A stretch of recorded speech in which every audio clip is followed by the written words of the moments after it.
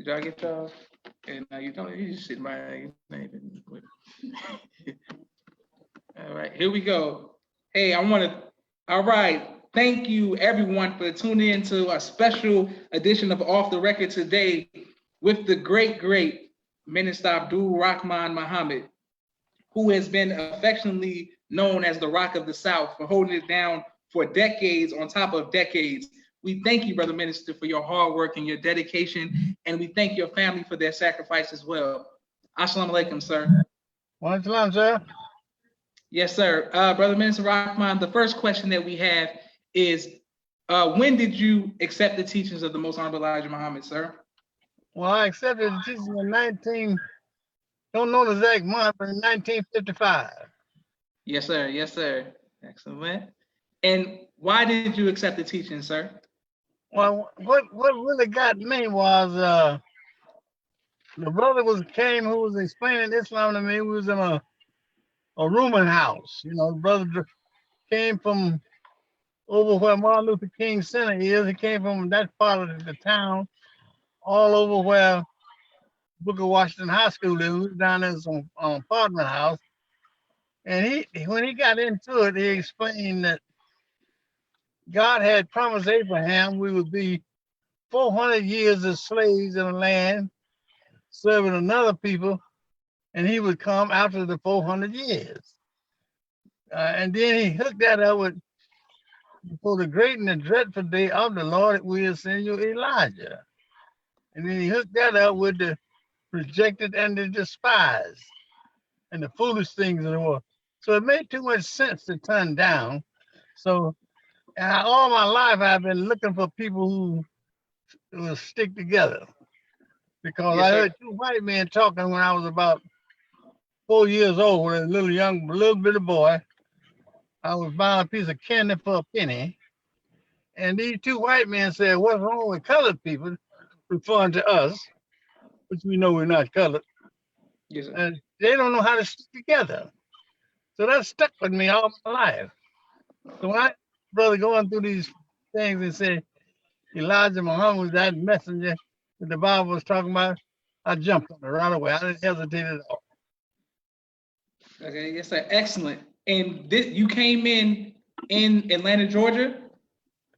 What happened was I had planned on going to California. So around December of 55, I went down to Miami to the Orange Blossom Classic. You know, I was what we call a sportsman in those years, you know. I checked out all the black big events, bands, football games, big basketball games. And there I met my to-be wife in Miami at the Orange Blossom Classic. That was the big football game between Florida A&M and Grambling. And after I met her, we courted and dated for a while. And a few months over in 56, we got married in June. That was almost 6 months ago. And about a month later, we decided to go to California. Otherwise, we want to start where people didn't know me, and because I had quite a reputation. So me and her went to California together in 56. And I looked for the Muslims for about a year and couldn't find nobody. Through telephone books and everything, they always shot us to some Arab or somebody when you're going through the telephone book looking for the Muslims. So one day, me and my brother was together, we were looking for something to feel good off of. We went by this brother's house, he had it, and he began to talk Islam, like he was fishing on us, and I pretend I had never heard it before, and he asked me to go to the temple with him that Friday, and so I went, and I accepted because that's what I went to California. That was part of I was looking for a whole year, but I didn't let him know that. I let them know think he. I mean, let them think that he was catching me as a fish. Yes, sir. I joined, and then the local minister out there had got buried under 2 tons of dirt, and he lived. One other man in this construction thing job, another guy died, but he lived. So Malcolm was coming out to hold LA together because the LA began to grow. And I happened to be at the meeting. From that point on, I got my letter and wrote my letter and processed myself on. Now, at that same time, my wife was talking to Malcolm and told her about she being a school teacher and she would like to help in the Nation of Islam. So he suggested to her to write Mr. Muhammad in Chicago. So she did, and Mr. Muhammad sent her a ticket to come to Chicago, and he hired her right on the spot. So now she's in Chicago and I'm in LA. Mm. So it took me a while to make up my mind to go to Chicago, but I went. And the first meeting I went to in Chicago, the Honorable Elijah Muhammad was speaking, and I was about 2 rows from the front, from the podium. And from then on, I began to be a soldier. About a month or two later, about 2 months later, after being in Chicago, captain asked me to help out in being a lieutenant, and after I was there for a long time, about 3 years, and one day the Honorable Elijah Muhammad come out and said, "Y'all, I got good help here. I want y'all to go out and help me. Leave here and go in the world and help me." So it's done in my head right then, boom. I had to leave and go to the world. So my wife is from Miami. So I went down to Miami. So me and her was there together. And when I went to the temple there, the place was so pitiful. They didn't know how to take care of the moths, period. And I said to myself, if I left this, Allah wouldn't forgive me. Mm. And when the Honorable Elijah Muhammad found out that I was down there, he told the minister, the minister there, to make me his captain. So I got to be a captain in the Nation of Islam through the Honorable Elijah Muhammad getting the order to the minister in Miami. So that went on until I came into the ministry. So that's how I became a Muslim and came up to the point to being a minister. Excellent, sir. Thank you. How a lot of people have seen Muhammad. Yes, sir. Give us 1 second, okay, sir? Yes, sir. What? What's this? And I want to thank brother everybody for watching. I want to thank Walaikum Salam, brother Craig, Walaikum Salam, brother Michael, Walaikum Salam, brother Hakeem, Shakir, Muhammad as well. Thank you all for tuning in and watching us, the Off the Record with Minister Rahman. And any questions that you all have, please give them to us so that we can make sure we get this history and lock this in and answer these questions. All right. We got to the start, Hakeem. 1 second. Yes, sir. Yes, sir. Just making sure this device stays charged up. Yes, sir. Yes, sir. Go ahead, Dad.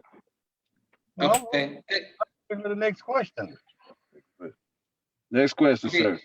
Yes, sir. The next question is, a lot of people who have seen the interviews, seen the documentaries of Muhammad Ali and all of his classic fights, we always see you in the background and seeing you with him and walking with him from 30 for 30 or the specials on Netflix. How did you get introduced to Muhammad Ali and how did you all become friends? Well, I met Muhammad Ali in 1961 around March or April. Yes, sir. I was selling papers in the streets of Miami. and he hollered across the street at me. And he said, "Hey, brother, why are we called Negroes? Why are we blind, deaf, and dumb? And everybody make progress, and we lagging so far behind." And this is a quote from Minister Farrakhan, a song called "White Man Heaven and the Black Man Hell." Yes, So sir. when I heard him say that, I said, "Hey, man, you hip to our teachings?" He said, "Yes, I'm Cassius Clay. I'm gonna be the next heavyweight champion of the world." I said, "Yeah, man, you just want no limping." So me and him got to talking. He said, asked me, "Do I want to go around his room and see his scrapbook?" I said, "Yeah." I went around his room to see his scrapbook. And in the scrapbook, Ingemar Johansson was the heavyweight champion of the world at that time, which he had beat Floyd Patterson for the title. He was fighting Floyd Patterson for a rematch. But Ali, Cassius Clay at the time, and got in the ring with Johansson on a sparring session before the fight, a few weeks before the fight. And Ali beat him up in the sparring section. And the article in the paper said if they didn't take the brass kid from Louisville out of the ring with Johansson in the sparring session, he was going to mess up a $4 million gate. And when I read that, and I saw how he was, I told myself at the time, I said, if I look out for this brother, because, I know his pitfalls out there for you. Yes, If I sir. look out for this brother, I said he would be champ. So from that day on, he and I was tight like, I was like a big brother to him, and he accepted me as that, like that. And Yes, sir. we became friends until he left this planet. Praise be so. That's excellent, sir. Yes, sir. We one of the questions is when you moved to Atlanta and you were known for many successful things, but one of the successful things you were known for were your businesses. How did that come about? You said your businesses. How did it come about with your businesses? Oh, well, when I was a captain in Miami, Yusuf Shah out of New York, he told me donations alone wouldn't do. It ain't enough to carry our mosque. The contribution that believers make. Yes, He sir. said, "So the captain, you got to get some business." And when I got to Atlanta as a minister, Hon Elijah Muhammad was paying the school teachers, and he was paying for the broadcast that you see every week over the radio. And after I got here, he spoke and told me I got here in October. In October, he said he hadn't received no charity out of Atlanta since June. So I got here in 2 weeks. I got him $3,000 of charity. And through a little money I had accumulated, I saw a place across the street from Wheat Street Baptist Church, what used to be a fast food service place. I don't forget what it was before, Wishbone or something. And right across the street from Wheat Street Church down on Auburn Avenue. So I took $1,000 and opened up that business. And there's a sandwich we originated in New York called Steak and Take. And I sent the captain to New York to learn how to make the sandwich. So he learned how to make the sandwich. He came back to Atlanta and taught the brothers after we got the place, who was gonna be working the place, how to make the sandwich. So he being the captain, he's now on time to be in the restaurant. Yes, sir. And brother, that place took off. I mean, like, I don't know, like wildfire. From that business, I opened up another business, same way, another part of town. Those two opened up another one. Now we're buying a lot of bread for these sandwiches. I said, Brother Calvin, we got to have a baker, man. I just can't stand spending all this money on this bread. So we found some revolving ovens all the way in Birmingham. You know, when you're a Muslim, you got contacts and with brothers around the region. So they told us about these big ovens we had in Alabama. So we went and bought the oven, brought them back to Atlanta. Now we still ain't got no baker though. And the man who was making the bread for the Jew that we was buying the bread from, we went and propositioned him to leave the Jew and come work for us. And when we did that, he came to work for us. And he's a real baker now.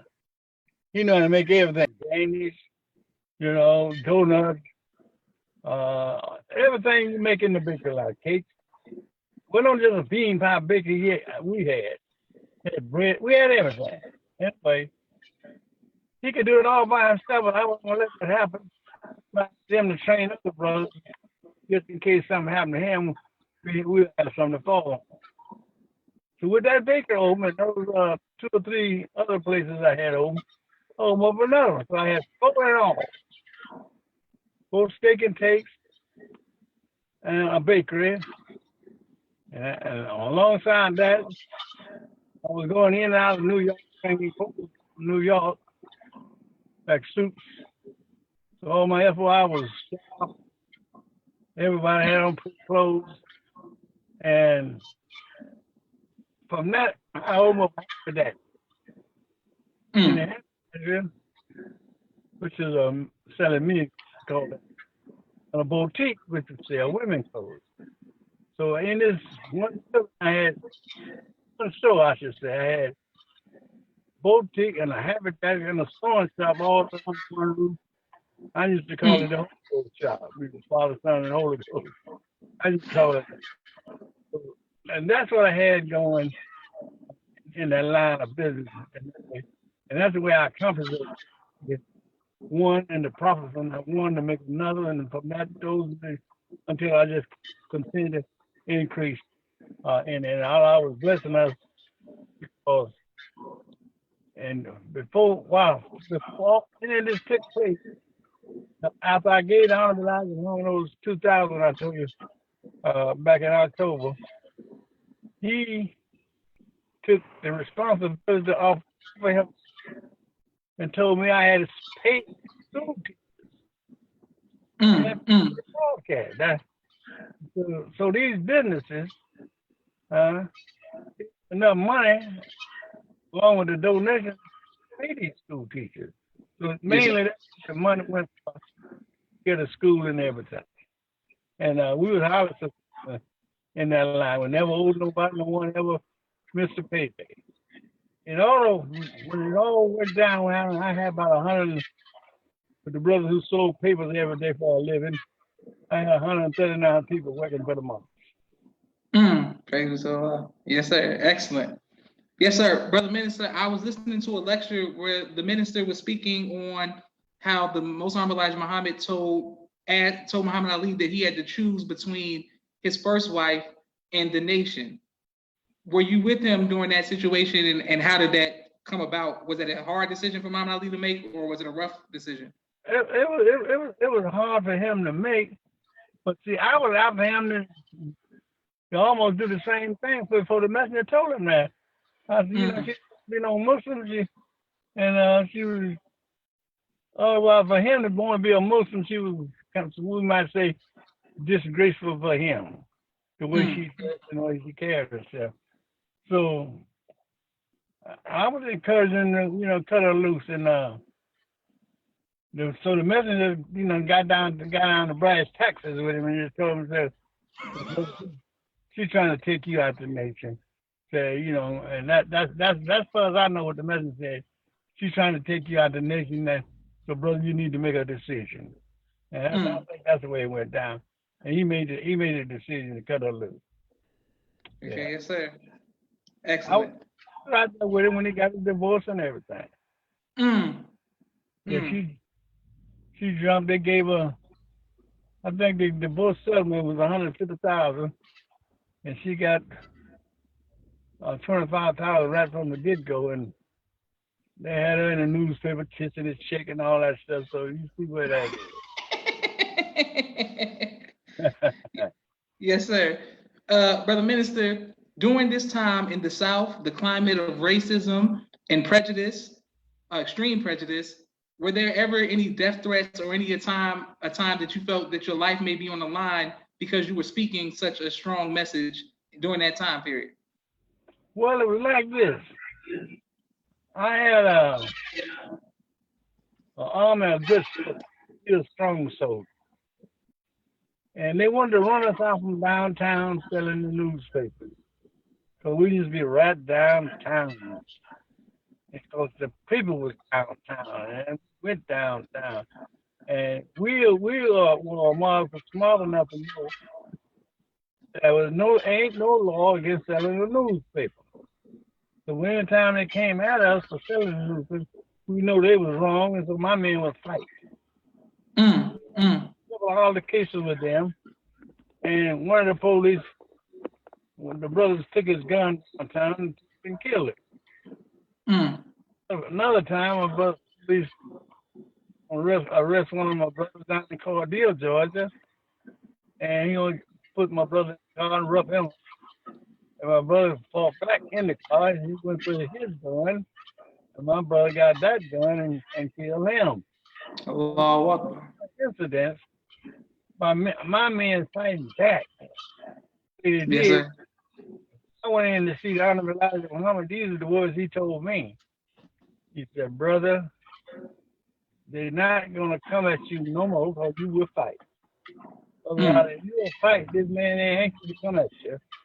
And that's the way it was. So, outright with a personal threat, no. There was some hypocrites come up down in Louisiana talking about assassinating Jeremiah, Minister Farrakhan, a whole bunch of the messenger lead ministers, but they were soon taken care of. So no, and that the devil, we wasn't worried about the devil because he was quiet. I mean, he was sneaky. He'll try to get you, but when he find out you'll fight, he ain't to get you. He ain't to come to bring his get taken out like that no more. BLC in Houston.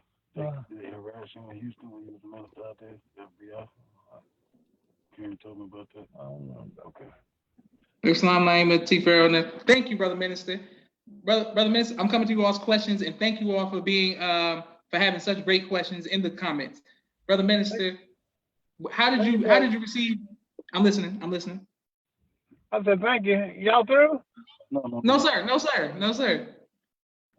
Of course not. No, sir. I was just thanking them because they're watching. I was saying, Brother Minister, how did you receive your holy name of Abdul Rahman Muhammad? Well, one day, I was in the house with him, eating dinner, and he just got to talking, and he said, brother, I ain't gave you no name yet. I jumped on the top. I said, no, hold it up, you ain't giving me. He said, oh, I'll give you one. And this is how he led up to it. He said, my name was Samuel, he said, they'll never call you Samuel. He said, they can always say Sam.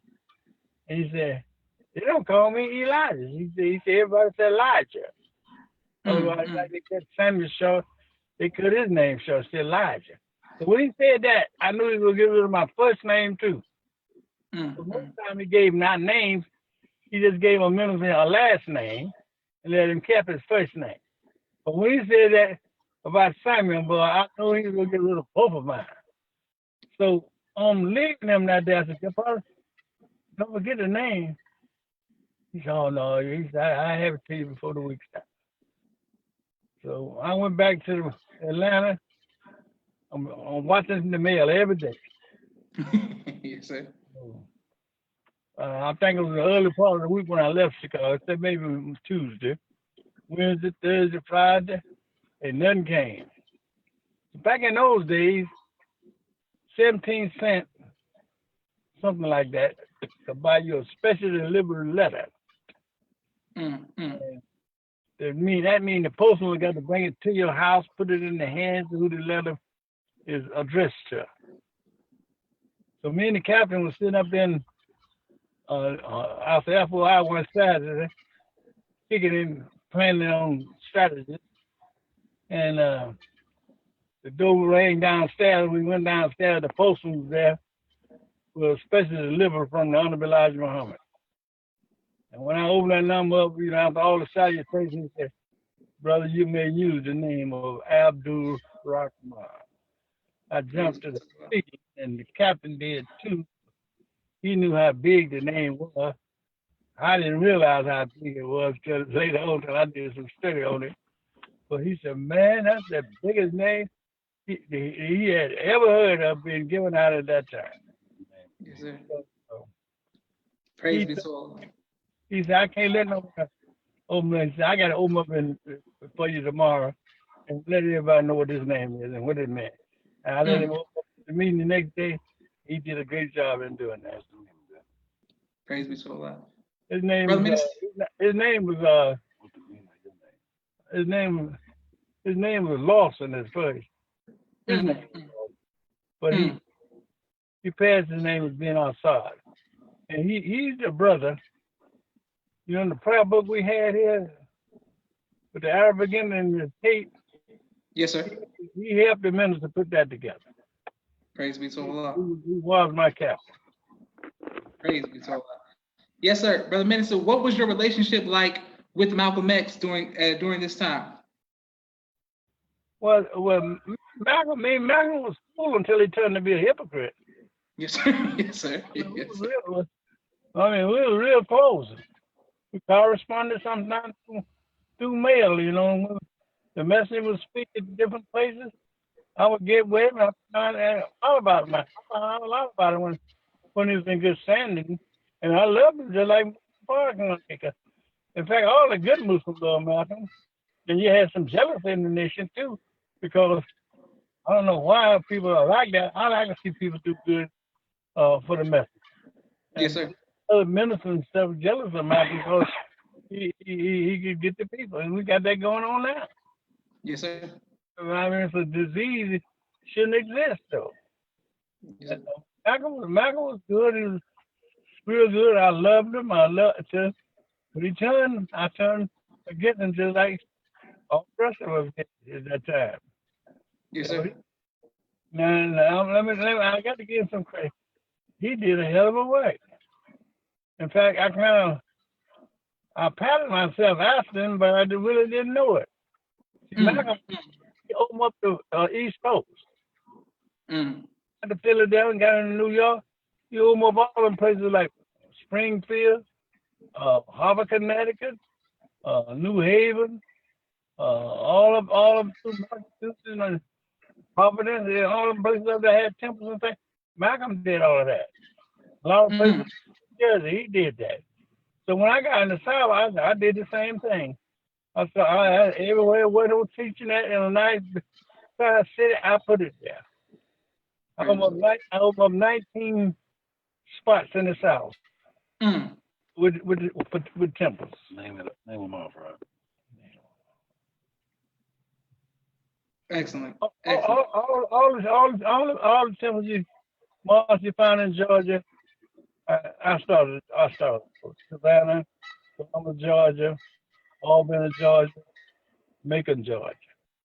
Down in Florida, I did West Palm Beach, Fort Lauderdale, New Haven, and Fort Myers. And Tennessee, Chattanooga, Knoxville. Excellent. Brother Wali, is there any way you can turn like the light on in the car, because people are texting me saying they can't see Brother Minister? Okay, yes, sir. Yes, sir.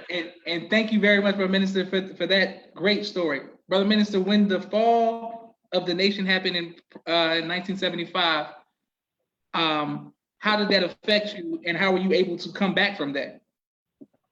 Well, it happened. I was driving into Chicago for Savior's Day, and then came across the radio that the Hon Elijah Muhammad had passed away. And that's, I think, it's a hoax to keep us from coming to Savior's Day. So I went on in to Chicago, went over to Elijah Muhammad Jr.'s house, which me and him were real close in those days. Yes, And sir. I found out to be true, so I really broke down and lost it. You know, I loved Hon Elijah Muhammad so dearly, so I cried like a baby when I heard about it. But I finally got myself together, and then they said that Hon Elijah had requested for me, Farrakhan, and Jeremiah even to speak if he didn't come to Savior's Day. Mm. My thinking was at that time, Brother George, was that we was going to do better Mm. to show the world we was really behind the Hon Elijah Muhammad. And that was my thought. Mm. We do better as a nation than we doing now. So, you know, sometimes even when a man ain't on the scene, you can't do better. And that's the way I was reading it. Mm. But then when got in and started tearing it up and everything, and I left, and when Jeremiah had left, Farrakhan already had left, two more people had left, and then I left. But when I left, I got back with Muhammad Ali. Mm. And after getting back with Muhammad Ali, they gave me some consolation because I was living the good life and everything, you know, and but I wasn't happy with it. And then when Mr. Farrakhan got going, he came to Atlanta looking for me to come help him. I didn't turn him down in the sense of I ain't going that way. I just told him, I said, brother, no, I said, people know you. I said, you famous now. I said, but I'm with you. But he wanted me to start helping him preach right away. Mm. But I was with Ali, and Ali was feeding me like this, you know, like this. Man, you know, Wallace and Farrakhan gonna be fighting. Otherwise, you better stay over here with me and get this money. So that sound reasonable at the time. The minister didn't have nothing to show, you know. He's out there by himself. So but he kept coming. So there, one day, God, this is gospel truth. I was in my home. I got 7 children and a wife. Nobody at home this day but me. The Hon Elijah Muhammad tuned in on me, just like you, if I was talking to you on the telephone. Go back and help Farrakhan. That's what he said. Now listen to this, George. I've been to Mecca when I was with Wallace, Medina, Jeddah, Muzdalifah, Mina. These are the holy places on Hajj. I said pray in all of them. Did rak'ahs in all of them. Did Jumu'ah prayer in Medina at Prophet Muhammad's mosque. And I did rak'ahs, prayed, chasing the mystery God, but I couldn't find him. When I was even in the Holy Land, couldn't find the mystery God. Today, the Hon Elijah Muhammad told me, go back and help Farrakhan. I got up on my feet. I did a dua, said a prayer, George, and the room lit up as if God and he and the message was in that room with me. Praise when I got through something in my brother, I'm back home again. And that's how I came and processed myself back in there. Say, you got to sign farm for. I said, bring all the farm fools. I signed them all. That's how I got back in my day. Now, let me finish. So one day, Farrakhan asked me, he said, Rock, I don't know how you got away. Because see, some of the brothers I got with Ali was Farrakhan's enemy. Like Jeremiah was one of his enemies, although he was a minister for Hon Elijah Muhammad. Just didn't like Farrakhan. And Paul was jealous of Farrakhan. He said that on his deathbed, he told Farrakhan he was just jealous. Jeremiah another brother named Kareem, who was the captain down in Miami, and Herbert, who was Wallace's brother. You know, he was Ali's manager. And Farrakhan, as they said, and John Ali, who was secretary, he was over there with Wallace. He said, "How did you get away?" I told him these, Judge. I said, "The sheep know the shepherd's voice." Yes, sir. Yes, sir. Yes, sir. I knew he had the right voice for us, so that's what brought me out from over there with them. So that's about it, Judge. If there's more questions, come on with it. Anybody else? Yes, sir. Yes, sir. We got some more questions. Absolutely, we do. Sister Naima says, what can the next generation of Muslims do better to assist our pioneers? What do you say? What can the next generation of Muslims do better to assist our pioneers in today's time, sir? I think, see, if I hate to say this, but it kind of, you know, because I'm involved in it, but I think it's needed. And I think it needs to be instituted somewhere that we should have a fund for elder Muslims. Yes, sir. Some can't help themselves. And we should build a fund up for when they need help to make it in life. We should have some assistance for them. You know, it's kind of sad for a man, a woman that spent her whole life in this, and they need some assistance in life, and we don't help them. So I figure that's one of the things we need to do for the elders. And I think we need to have a committee in every March checking on the sick and the shut and keep up with who's sick and who's shut in. I don't think we do that now. We did it long years ago. We're not on top of it today. And I think if we'd be on top of it today, we might save some lives and give brothers and sisters a longer life. I think those are the things I think need to be done for the elder right now that I can think of right off the top of my head. Excellent. And thank you, Brother Minister. We have a few more questions, sir, if you could be patient with us.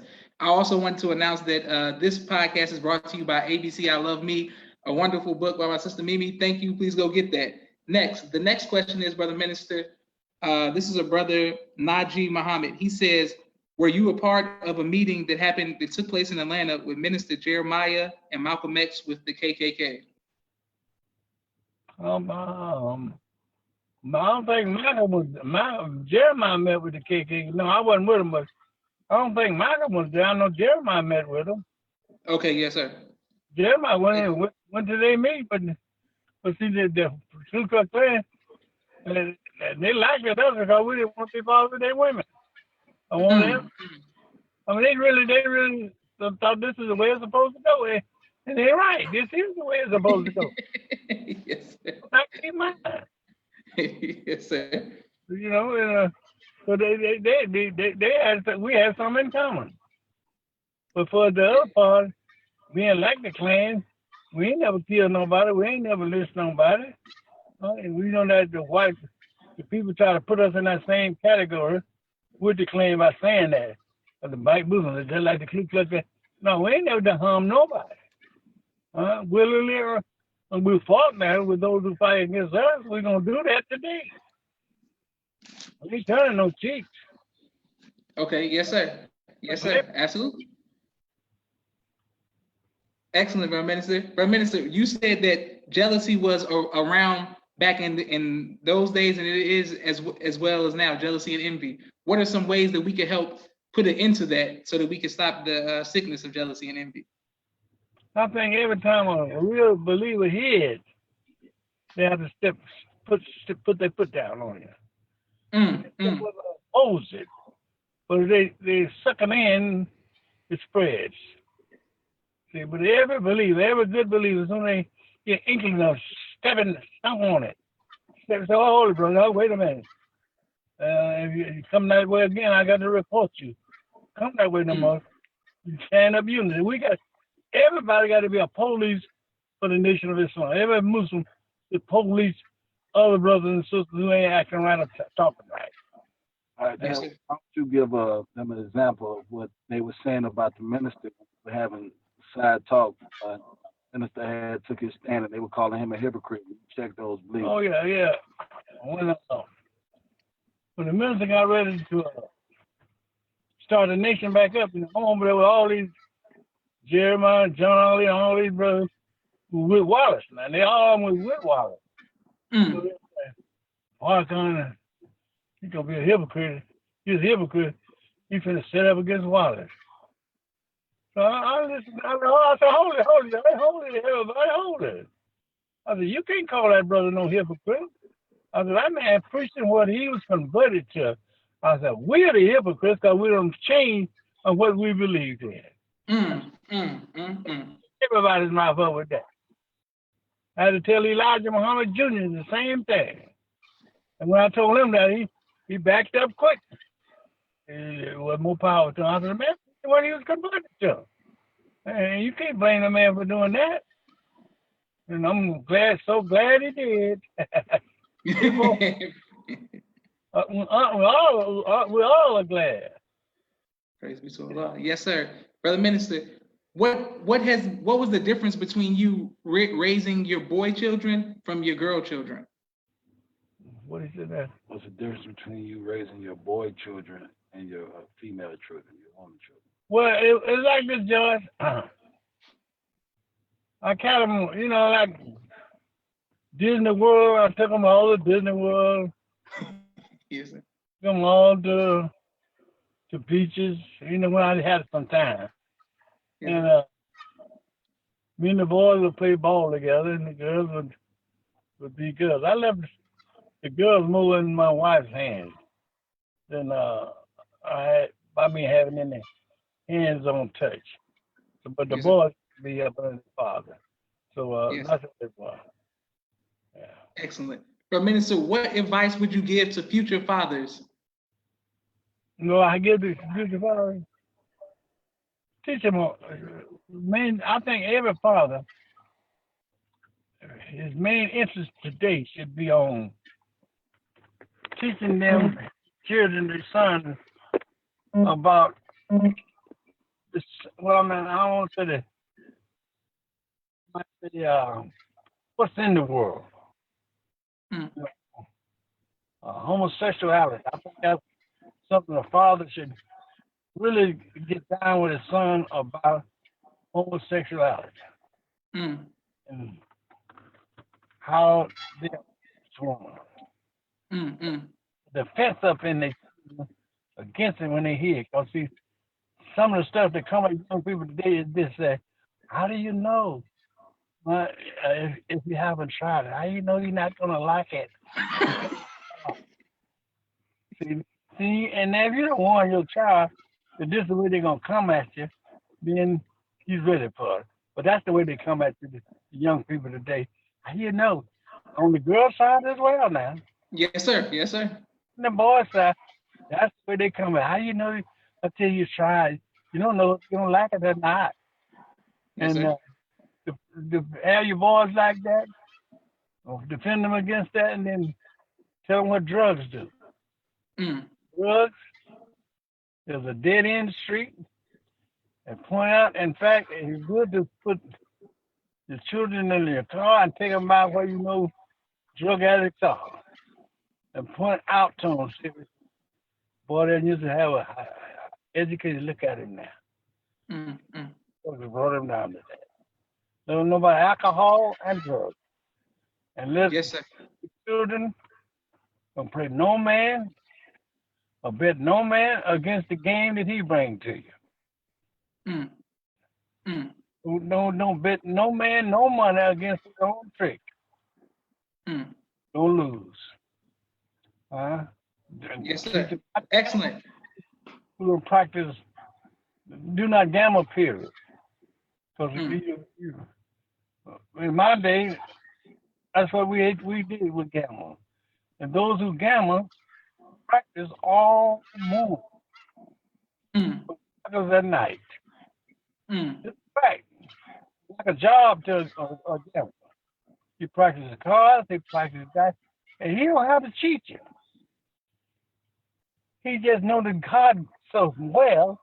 He know the break of the cards. What went down last hand, you know what's coming the next hand. Although you shuffle them up, that's just how good card players are, gamblers are.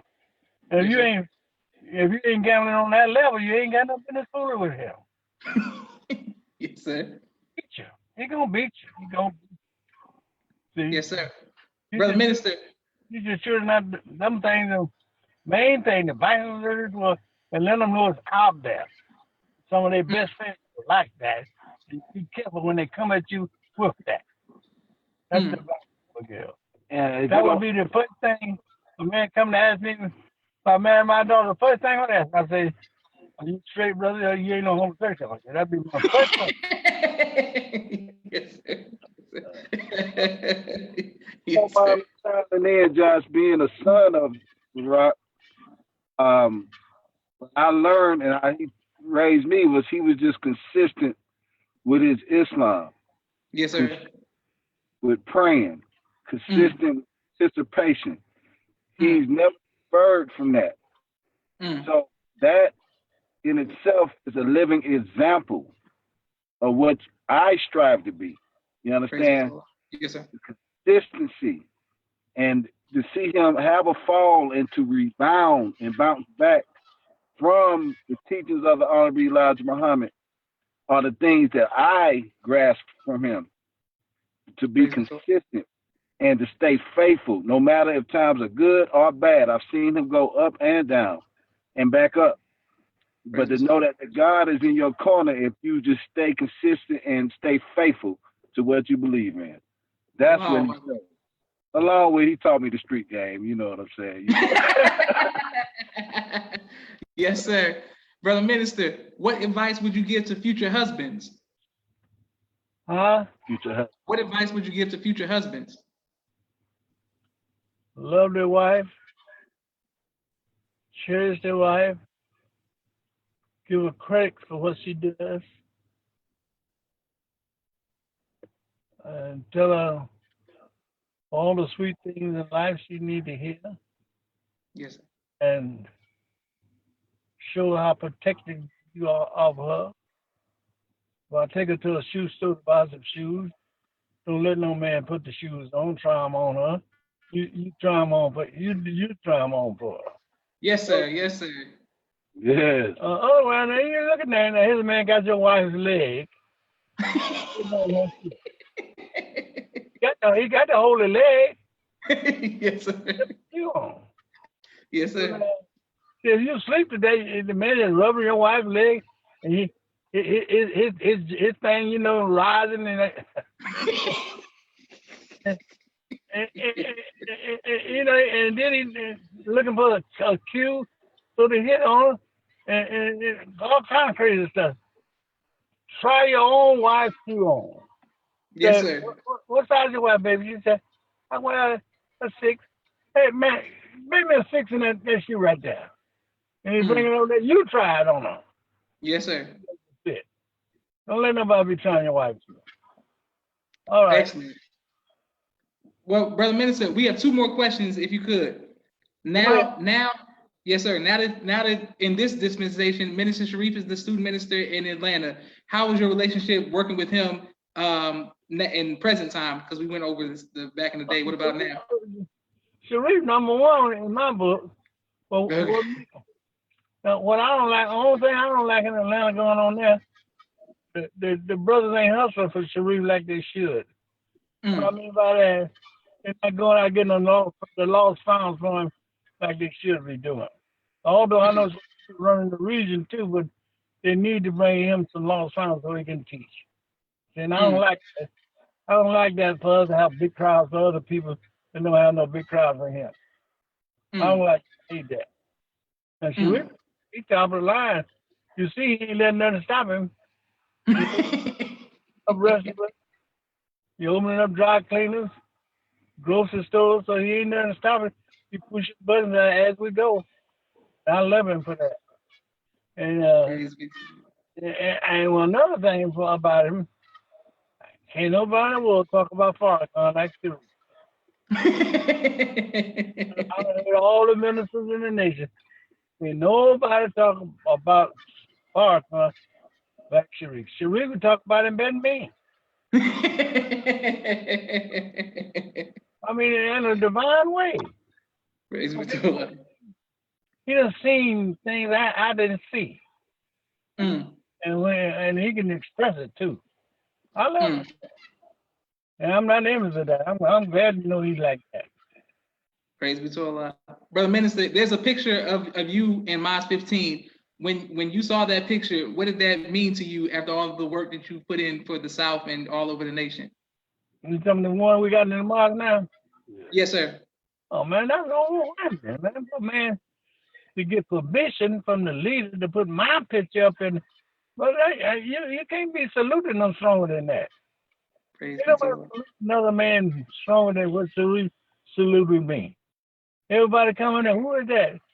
That's me up there. George, I'm the only man picture in any mosque in the country. That's saying a whole lot.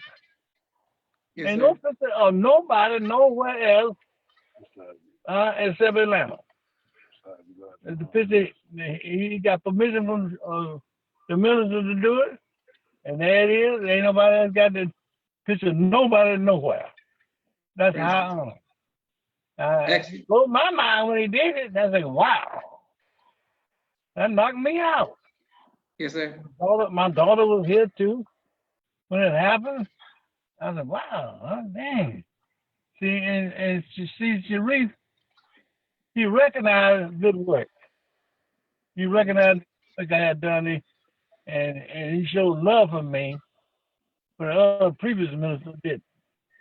And I pray Allah will help Sharif more and more and more and more and more and better and better and better.